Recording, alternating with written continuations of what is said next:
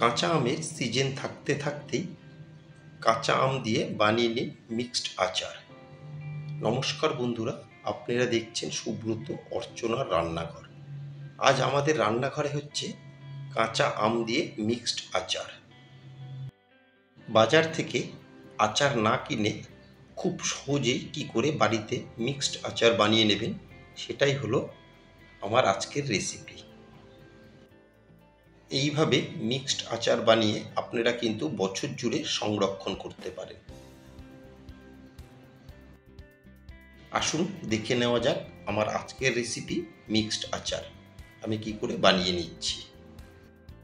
কাঁচা আম দিয়ে মিক্সড আচার বানিয়ে নেওয়ার জন্য আমি এখানে নিয়েছি 3টে কাঁচা আম, 1 ফালি নিয়েছি আদা, 10-12টা কাঁচা লঙ্কা, একটা গাজর আর 2টো নিয়েছি পাতিলেবু। প্রথমে আমি আম, গাজর, লেবু, কাঁচা লঙ্কাগুলোকে ছোট ছোট টুকরো করে কেটে নেব। সমস্ত কিছুকে দেখুন এরকম ছোট ছোট টুকরো করে কেটে নিয়েছি। আমের খোসাটা কিন্তু অবশ্যই রাখবেন, খোসাটা বাদ দেবেন না। আর আদাকে ছোট ছোট টুকরো করে কেটে একটু হামনদিস্তায় থেতো করে নিয়েছি। আদাটা কিন্তু থেতো করে দেবেন। আর এখানে পাতিলেবুটাকেও ছোট ছোট টুকরো করে কেটে নিয়েছি। আর কাঁচা লঙ্কাগুলোকে মাঝখান থেকে ফালি করে কেটে নিয়েছি। আর গাজরগুলোকেও দেখুন ছোট টুকরো করে কেটে নিয়েছি।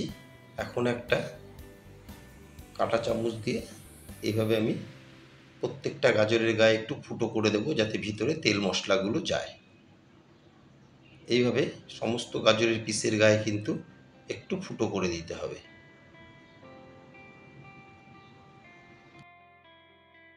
মিক্সড আচার বানিয়ে নেওয়ার জন্য এখানে আমি কিছু মশলা নিয়েছি, সবগুলোই 1 টেবিল চামচ করে নিয়েছি। এখানে ধনে আছে, গোটা ধনে 1 টেবিল চামচ, গোটা মৌরি 1 টেবিল চামচ, রাঁধুনি আছে 1 টেবিল চামচ, মেথি 1 টেবিল চামচ, 5 থেকে 6টা নিয়েছি শুকনো লঙ্কা। লঙ্কাগুলোকে একটু আমি হাত দিয়ে ছিঁড়ে নিয়েছি।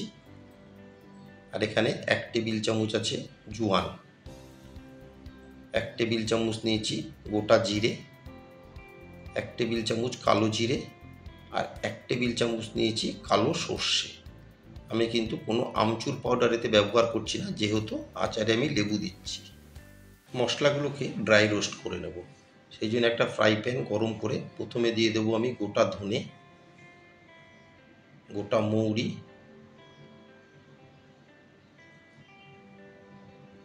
আর দিয়ে দিচ্ছি মেথি দানা। এইগুলো ভাজা হতে একটু সময় লাগে বলে এটাকে আগে দিয়ে দিলাম। দিয়ে 20 থেকে 25 সেকেন্ড এগুলোকে একটু ড্রাই রোস্ট করে বাদবাকি মশলাগুলো দিয়ে দেব।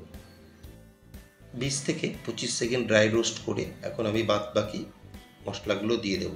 একবারে যদি আমি সব মশলাগুলো দিতাম তাহলে কিন্তু ধনে মেথি হওয়ার আগেই বাদবাকি মশলাগুলো জ্বলে যেত। সেই জন্য আমি পার্ট বাই পার্ট মশলাগুলো দিয়ে দিলাম। এবার আরও 10 থেকে 12 সেকেন্ড একটু ড্রাই রোস্ট করে নেব, যতক্ষণ না পর্যন্ত মশলা থেকে একটা সুন্দর গন্ধ আসছে।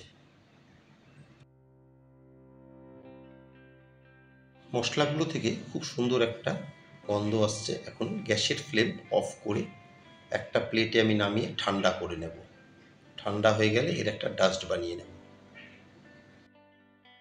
প্লেটে মশলাগুলো ঢেলে একটু ছড়িয়ে ঠান্ডা করে নেব।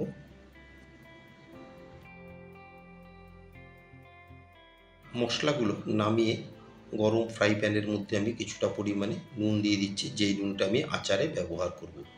এই নুনটাকেও একটু আমি ড্রাই রোস্ট করে নেব।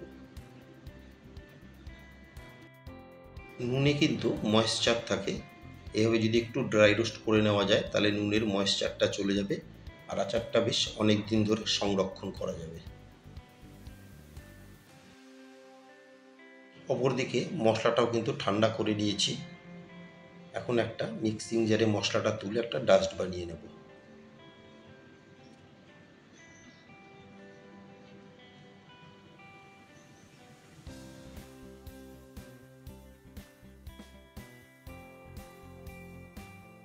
মশলার ডাস্টটা আমি বানিয়ে নিলাম। দেখুন একদম মিহি ডাস্ট হবে না, কিন্তু একটু দানা দানা থাকবে।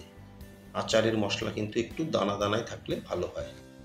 গ্যাসের ফ্লেম অন করে একটা ফ্রাই প্যান বসিয়ে এতে দিয়ে দিচ্ছি পরিমাণ মতন সর্ষের তেল। আমি এখানে 15 থেকে 20 টেবিল চামচ মতন দিয়ে দিলাম সর্ষের তেল। দিয়ে তেলকে হাই ফ্লেমে গরম করে নেব। গ্যাসের ফ্লেম একদম হাইতে রেখে তেলকে ভালো মতন ধোঁয়া ওঠা গরম করে নিতে হবে। তেলকে গরম করে এখন এর মধ্যে দিয়ে দিচ্ছি আমি কেটে রাখা আম, কাঁচা লঙ্কা, গাজর, লেবু, আদা দিয়ে সমস্ত কিছুকে খুব ভালো মতন নেড়ে চেড়ে তেলের সাথে একটু ভেজে নেব। পুরোটাই কিন্তু হাই ফ্লেমে করতে হবে। আর আমার নতুন বন্ধুদের কাছে রিকোয়েস্ট, যারা আমার চ্যানেলটি এখনও সাবস্ক্রাইব করেননি তারা অবশ্যই সাবস্ক্রাইব করে আমার পাশে থাকবেন আর পাশে থাকা বেল আইকনটি প্রেস করে রাখবেন। যখনই আমি নতুন কোনো ভিডিও আপলোড করব সবার আগে নোটিফিকেশান আপনাদের কাছে পৌঁছে যাবে। 4 থেকে 5 মিনিট আমি হাই ফ্লেমে সমস্ত কিছুকে একটু ভেজে নিয়ে এখন দিয়ে দেব ড্রাই রোস্ট করে রাখা নুন। দিয়ে সব কিছুর সাথে নুনকে খুব ভালো মতন মিশিয়ে নেব। নুনকে খুব ভালো মতন মিশিয়ে গ্যাসের ফ্লেম এখন একদম লোতে করে দিয়ে দিচ্ছি আমি যে একটা আচারের মশলা বানিয়েছিলাম সেই মশলাটা। আর দিয়ে দিচ্ছি এখানে 5 থেকে 6 টেবিল চামচ কাশ্মীরি রেড চিলি পাউডার। দিয়ে আচারের মশলা আর রেড চিলি পাউডারকে খুব ভালো মতন মিশিয়ে নেব। এখন কিন্তু গ্যাসের ফ্লেমটা একদম লোতে করে দিতে হবে।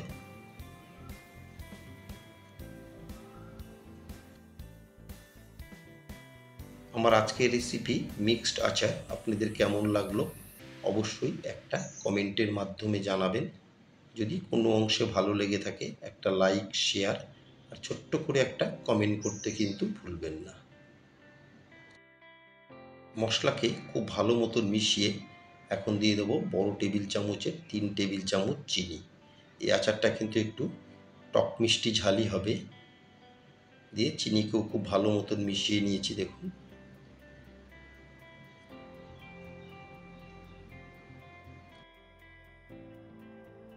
চিনি দিয়ে আরও 2 থেকে 3 মিনিট আমি আচারটাকে বানিয়ে নিলাম।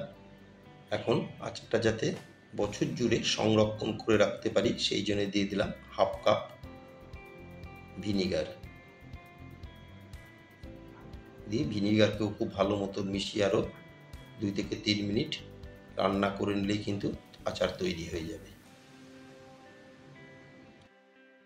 একবার আমার এই প্রসেসটা ফলো করে মিক্সড আচার বাড়িতে বানিয়ে দেখুন, কথা দিচ্ছি বাজারের কেনা আচারের থেকে কয়েক গুণ কিন্তু বেশি টেস্ট হবে।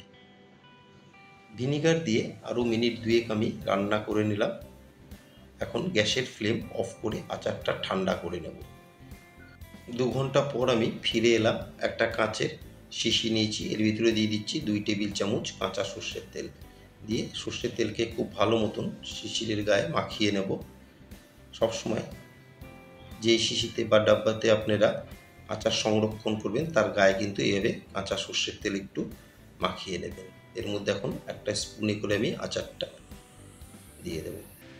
আমার আজকের রেসিপি মিক্সড আচার পরিবেশন করার জন্য একদম রেডি। সবাই সুস্থ থাকবেন, ভালো থাকবেন। আবার দেখা হবে পরবর্তী একটা দিনে পরবর্তী একটা রেসিপির সাথে।